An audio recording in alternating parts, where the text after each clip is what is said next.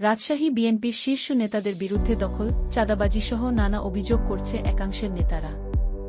রাজশাহী মহানগর বিএনপির চিহ্নিত নেতারা বেআইনিভাবে প্রতিষ্ঠান জবরদখল, ভূমি ভবন দখল, অযাচিত প্রশাসনিক হস্তক্ষেপ, চাঁদাবাজিসহ নানা অপকর্মে জড়িয়ে পড়েছেন বলে অভিযোগ করেছেন বিএনপির একাংশের নেতারা। আজ সকালে নগরের একটি কমিউনিটি সেন্টারে বাংলাদেশ জাতীয়তাবাদী দল, অঙ্গ ও সহযোগী সংগঠন রাজশাহীর ব্যানারে আয়োজিত সংবাদ সম্মেলন থেকে এই অভিযোগ করা হয়।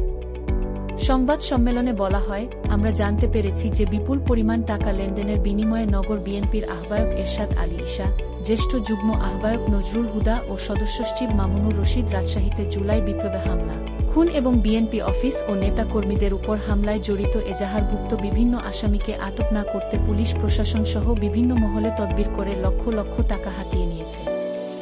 আবার মামলার ভয় দেখিয়ে তাদের নেতৃত্বে অনেক অরাজনৈতিক নিরপরাধ ভালো ব্যক্তি ও ব্যবসায়ীদের কাছ থেকেও জোর করে টাকা আদায় করেছে।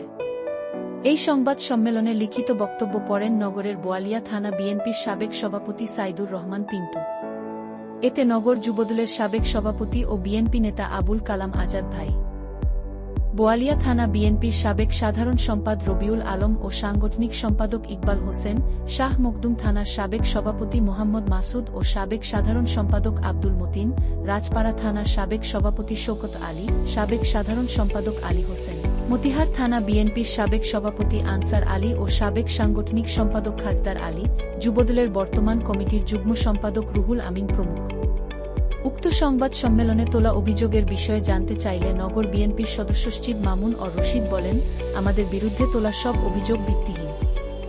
যারা সংবাদ সম্মেলন করেছেন তাদের প্রতি অনুরোধ করব তারা যেন নিজের স্বার্থ ত্যাগ করে দল, দেশ এবং জনগণের জন্য কাজ করেন। এ বিষয়ে এটাই আমার বক্তব্য। মামুন ভাইকে অসংখ্য ধন্যবাদ যে তিনি তারেক রহমানের স্বপ্নের কথাগুলো বলেছে। বর্তমান রাজশাহী বিএনপির নতুন কমিটি তৈরি হয়েছে বিএনপির ভারপ্রাপ্ত চেয়ারম্যান এর ইশারায়। তিনি যেটা ভালো মনে করেছে সেটা করেছে, আমাদের সেটাই মেনে নেওয়া উচিত। রাজশাহীতে কি হচ্ছে সব বিস্তারিত তিনি পরিষ্কার জানে, তাকে জানানো হয়। রাজশাহী ছিল বিএনপির ঘাঁটি, সেটাকে আর নষ্ট করেন না। বিএনপিতে কাজ করতে এখন আর পদবি লাগবে না, শুধু নির্বেশ সৎ কাজ করুন, তারেক রহমান আপনাদের ফল দিবে। পদের জন্য কেউ রাজনীতি করবেন না।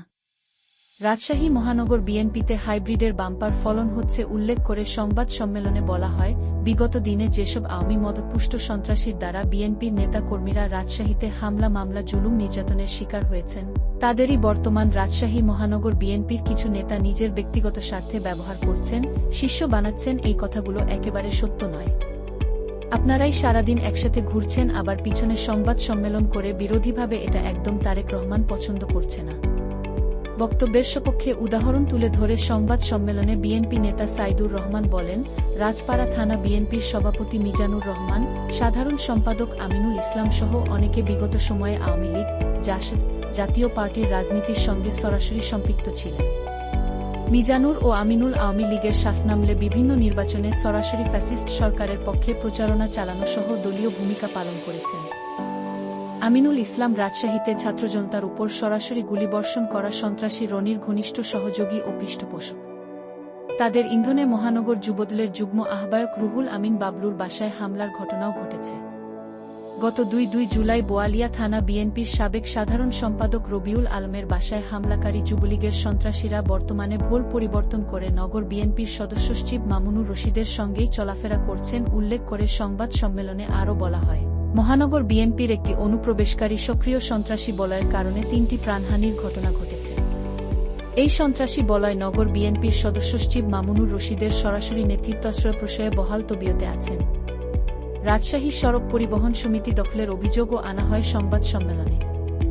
বলা হয়, নগর বিএনপির সিনিয়র যুগ্ম আহ্বায়ক নজরুল হুদা, সদস্য সচিব মামুনুর রশিদ মামুন ও বিএনপি নেতা মনিরুজ্জামান শরীফের নেতৃত্বে রাজশাহী সড়ক পরিবহন সমিতি 9 আগস্ট বলপূর্বক দখল নেওয়া হয়। নজরুল হুদা মালোপাড়া পুলিশ ফাঁড়ির সামনে অবস্থিত ব্রিটিশ কাউন্সিল অফিসের জায়গাটি অবৈধভাবে দখল করেছেন। এ বিষয়ে ইতিমধ্যে একটি মামলাও হয়েছে। বিভিন্ন ওয়ার্ড কমিটি গঠনেও লেনদেন ও স্বেচ্ছাচারিতার অভিযোগ তুলে ধরা হয় সংবাদ সম্মেলনে।